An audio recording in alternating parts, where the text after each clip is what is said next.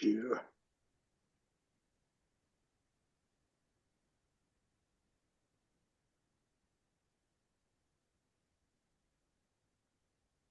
Okay Shailesh હા જી. આખું મૂકી દઉં છે. ઓકે હા ભલે ભલે. ઓકે પ્રમોદભાઈ, હા. જય સચ્ચિદાનંદ. જય જય સચ્ચિદાનંદ. જય સચ્ચિદાનંદ શૈલેષ આનંદજી. જય જય સચ્ચિદાનંદ.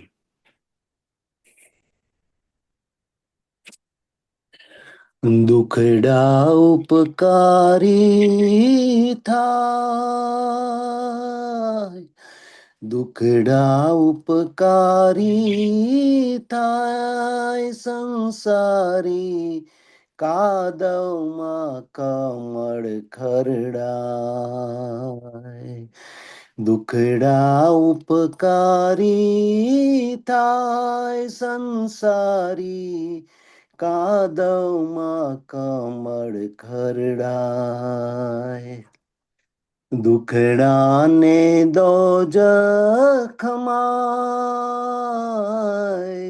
લડી લડી લાગુ પાય. દુઃખ અજ્ઞાનમાં રૂપ દગલ તત્વનું, એને ના ચેન આવે ક્યાંય. દિવસે ભટકે ને રાતે ઉજાગરે, દિવસે ભટકે ને રાતે ઉજાગરે, ઉછળીને નીચે પછડાય. દુખડા ઉપકારી થાય. દુઃખ સંકલ્પ મારા સંસાર બાવનું, માયાના આવરણ માહી. ભરમ ને માને હાચું જુએ ના જોવાનું, ભરમ ને માની હાચું જુએ ના જોવાનું, એ તો કરમ ચક્ષુ નીલાય.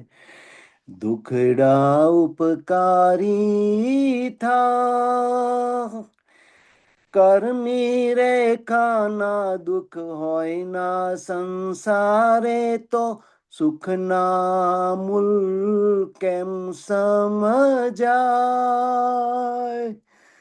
અનુભવાનંદન વિરલાને તો કોણ, અનુભવાનંદન વિરલાને તો કોણ, ઢૂંઢત ભવ ભવમાય.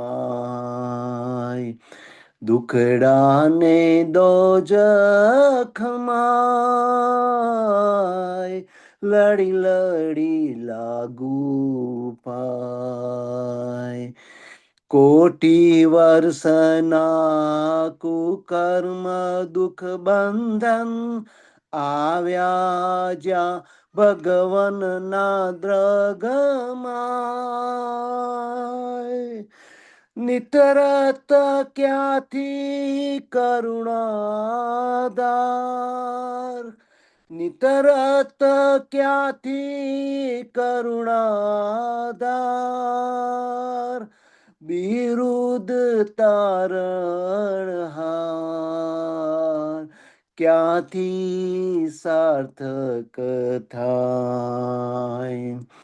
દુખડા ઉપકારી થાય સંસારી, કાદવમાં કમળ ખરડાય. કાદવમાં કમળ ખરડાય. જય સચ્ચિદાનંદ. જય સચ્ચિદાનંદ.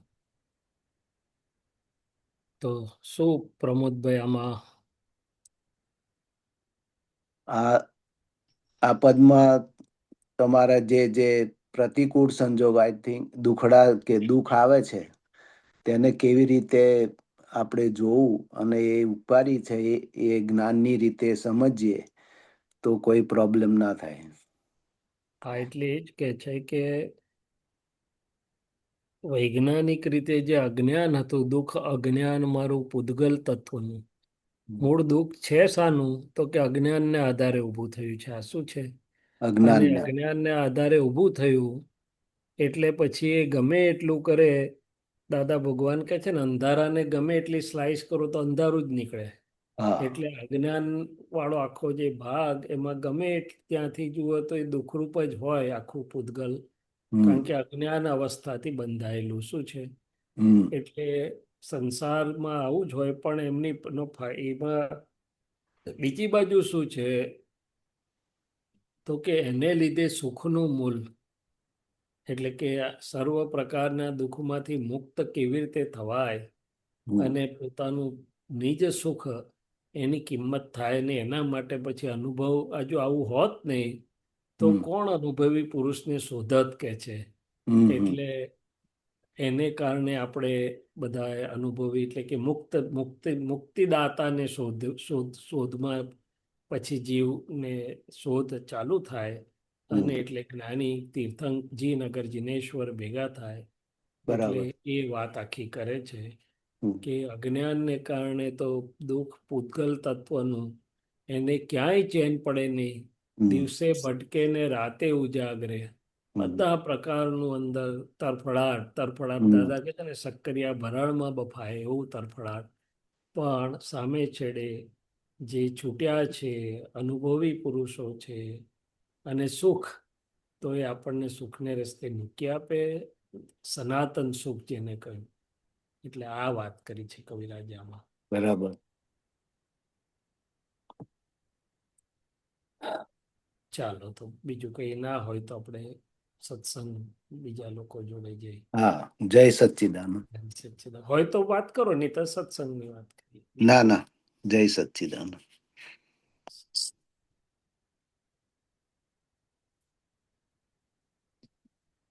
બંધ કેવી રીતે કરવું?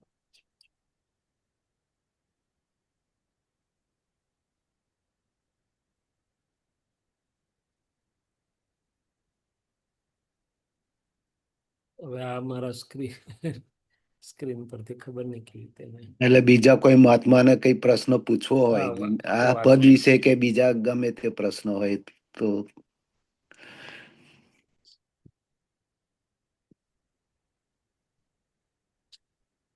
હા, શૈલેષ આનંદજી, હું આને રિલેટેડ પ્રશ્ન એવો પૂછું. હા, બોલો. ઉખડાને જેમ છે, તો દાદા કહેતા હતા ને કે ભાઈ તમે અપમાન પેલી બાધા રાખજો દરરોજ. આટલા અપમાન તમારે એના પર. હા, એટલે એ દાદા ભગવાન શું કહે છે કે અને બંધ કેવી રીતે કરવું સ્ક્રીન શેરિંગ? કઈ વાંધો, આપણે હા, એટલે સન્મુખ છું જ હું, એટલે વાત કરાશે. હા, તો વાંધો નહીં, કારણ કે મને હવે આ સ્ક્રીન શેર કરી છે. મને એને કોઈ કંટ્રોલ કઈ નથી, એટલે ઓકે, ચાલશે હવે, ફાઈન.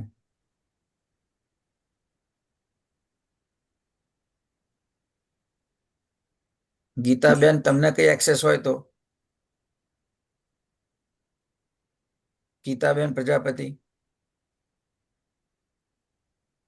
કઈ નહીં, આપણે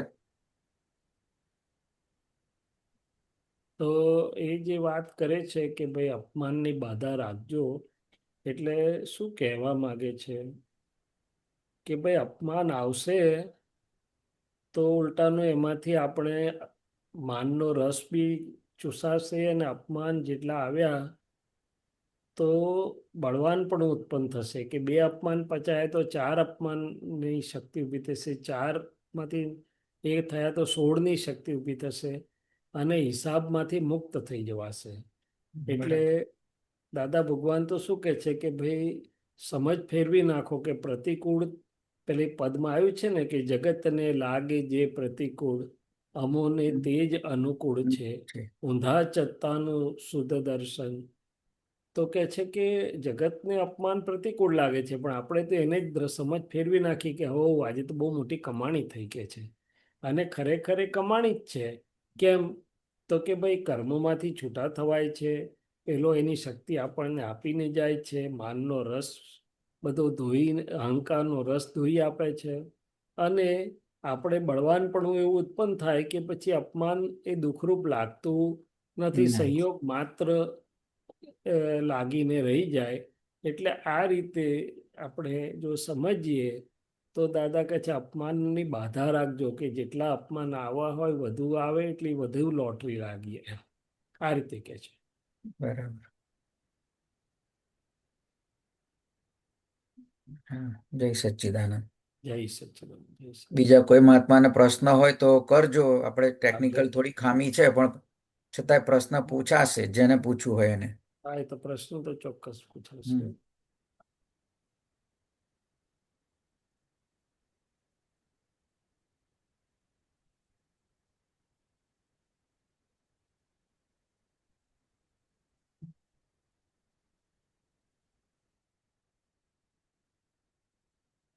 પ્રશ્ન ના હોય તો અનુભવની વાત કરો, સત્સંગ સ્વાધ્યાયની વાત કરો.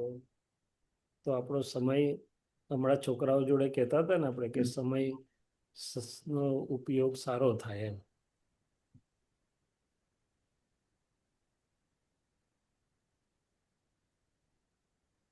વાત કરું છે શૈલેષાનંદજી? હા હા, જરૂર કરો ને, કરો. હા. હા, આપણે હમણાં પેલી મોનિકા સાથે વાત થઈ ને, જી કે એને એવું હતું કે મારી વાણી હજુ એવી નથી આવતી કે હું કોઈને સમજાઈ શકું. જી. હા, તો અત્યારે મને બી એક પ્રશ્ન એવો છે કે હા વ્યવહારની વાત હોય ને, કોઈને જો મારે સમજાવવાનું હોય તો હું બહુ હા સરસ રીતે એને સમજાવી શકું. પણ જો હા જ્ઞાનની વાત, કે જે દાદા વિશે કઈ વાત કરવાનું કોઈ મને કહે, તો એ વાત મારાથી નીકળે નહીં. એક વસ્તુ બની, હું કહું પહેલા તમને જી કે જી. હા, ગયા વીકમાં બે બહેનો આવેલા મારા ઘરે. એટલે જી. પહેલા હું એ સત્સંગમાં જતી હતી. હવે જી. એ પછી મને દાદાનું જ્ઞાન મળ્યું, તો હમ પછી મને એમાં ઇન્ટરેસ્ટ નહોતો પડતો. એટલે હમ હું દાદા તરફ વળી. હવે એ હમ બહેનો લગભગ મારા જોડે 5 વર્ષ પછી એ બહેનો મારા ઘરે આવ્યા. હમ તો એમણે મને પૂછ્યું કે તમે ત્યાં દાદા ભગવાનમાં જાઓ છો, તો તમે હમ કંઈક તો જોયું હશે ને કે આપણા કરતા ઉપર તમને શું જોયું, કઈ ઉપર છે? મેં કીધું હા, હમ ઉપર છે, ચોક્કસ છે. તો કે તમને શું શું ઉપર લાગ્યું એમ? તો એમને હમ હું જવાબ ના આપી શકી કે શું હમ ઉપર છે. પછી એમણે કીધું કે સારું, દાદા ભગવાનમાં શું છે, આપણાથી શું અલગ છે? તો હમ એ બી હું એમને ના કહી શકી. સ્વાધ્યાયની વાત હતી. તો હમ એ બી હું ના કહી શકી એમણે. તો કે હું આ બીજી જગ્યાએ આવી. હું પહેલા કે આ ભાવફેરી કરવા ગઈ હતી, તો ત્યાં બી એક દાદા ભગવાનમાં બેન દાદા ભગવાનમાં ચાલુ થઈ ગયા. તો એમણે હમ બી કીધું કે હું દાદા ભગવાનમાં જઉં છું, પણ દાદા ભગવાનમાં શું છે એ મને કહી ના શક્યા. અને તમે હમ બી અત્યારે હાલ મને નથી કહી શકતા. તો ખરેખર શું છે? તો મેં એમને વાત કરી કે તમે આવો તો હું મારા ગુરુને તમને અમારા આપતા પુત્ર છે એમને મળાવડાવું. પણ કે ના, તમે કંઈક વાત કરો. તો હવે હમ. એ માટે મારે શું જવાબ આપવો પછી એમને? વાત સાચી છે. એટલે એમાં કેવું છે કે બધાને અનુભવ પોતાને થાય છે, પણ બધાને હા સમજાવતા ફાવે નહીં, આવડે નહીં.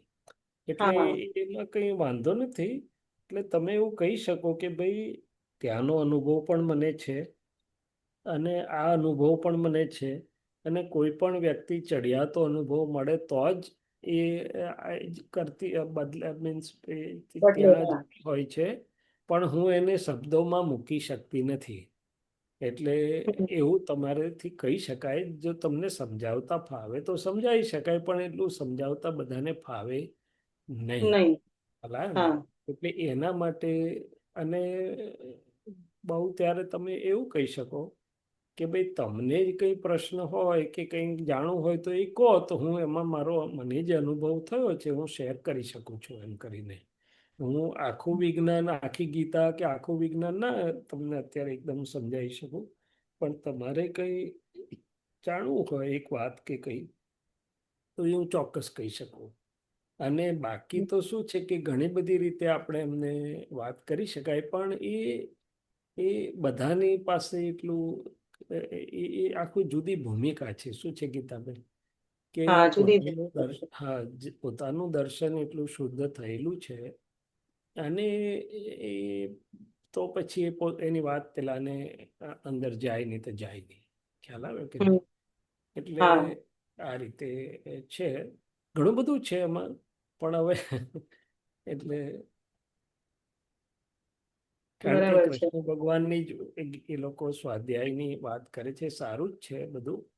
પણ સ્વાધ્યાયમાં શું છે કે આપણે એમને કહીએ કે ચાલો કૃષ્ણનું આપણે સમજીએ, તો કઈ વાત આપણે કર્મણ્ય અધિકારસ્તે શ્લોક લઈએ તો કે એટલો સમજાય, તો કે અમને આવી રીતે સમજાવ્યું છે કે કર્મ શું છે, કર્મ ફળ શું છે, કર્મ કોને કીધું, કર્મ ફળ કોને કીધું. અચ્છા, પરિણામ વાત કરીએ તો કે ભાઈ કૃષ્ણે કીધું ને કે ભાઈ જેટલી વાત કૃષ્ણે કરી પરિણામ કેવી રીતે આવે આપણને, તો કે અમને આ મળ્યું છે એમાં પરિણામ આવ્યા છે સહજતાથી. એવું આપણે કહીશ, એવું આપણને કહેતા ફાવે તો કહી શકાય. દાખલા તરીકે કૃષ્ણે કીધું કે ભાઈ બધામાં જે મને જુએ છે તે મને પામશે. તો આપણે એમને પૂછીએ ને કે ભાઈ, અથવા કહીએ કે હું ત્યાં હતી તો સાંભળતી હતી પણ મને એવું થતું નહોતું, અને અહીંયા મને દ્રષ્ટિ મળી છે તો બધામાં હું શુદ્ધાત્મા એટલે કે કૃષ્ણને જોઈ શકું છું, અને એને કારણે મારી દ્રષ્ટિમાં ધીમે ધીમે સંભાવ આવતો જાય છે. પણ આવું બધાને ફાવે નહીં ને, બધાને ફાવે નહીં આવું. શું છે એટલે તમારે કઈ વાંધો નહીં, તમારે કેવું મને અનુભવમાં છે પણ હું શબ્દમાં મૂકી શકતી નથી. બાકી તો લીટીએ ને શબ્દે સમજાઈ શકાય એવું છે. શું છે, પણ હવે બધાને ના ફાવે એટલે કઈ વાંધો નહીં એનો. પછી મેં એમને બી વાત બી કરી કે ચલો હું મારા ઘરે બોલાવું કોઈ આપતા પુત્રને, ત્યારે તમને હું બોલ ના, મને એવું જરૂર નથી, પણ કે તમે મને કહો. હા, એ હું સમજી ગયો. એટલે એને તો મૂળ શું છે કે એને જાણવામાં રસ નથી, એને તમને તપાસવામાં રસ છે કે તમે શા કારણે અહીંથી ત્યાં ગયા, કે ખાલી દોરવાઈ ગયા છો અથવા બોળવાઈ ગયા છો એમ. એને કઈ સત્ય કે તથ્ય જાણવાની જિજ્ઞાસા નથી. ખ્યાલ આવે તમને? એટલે એમાં બરોબર છે, કઈ વાંધો નહીં. બીજી એક વાત કરવી છે. હા જી. હા, એક આપણા સત્સંગમાં સાંભળ્યું તું મેં કે હું કોણ છું એ જ્ઞાન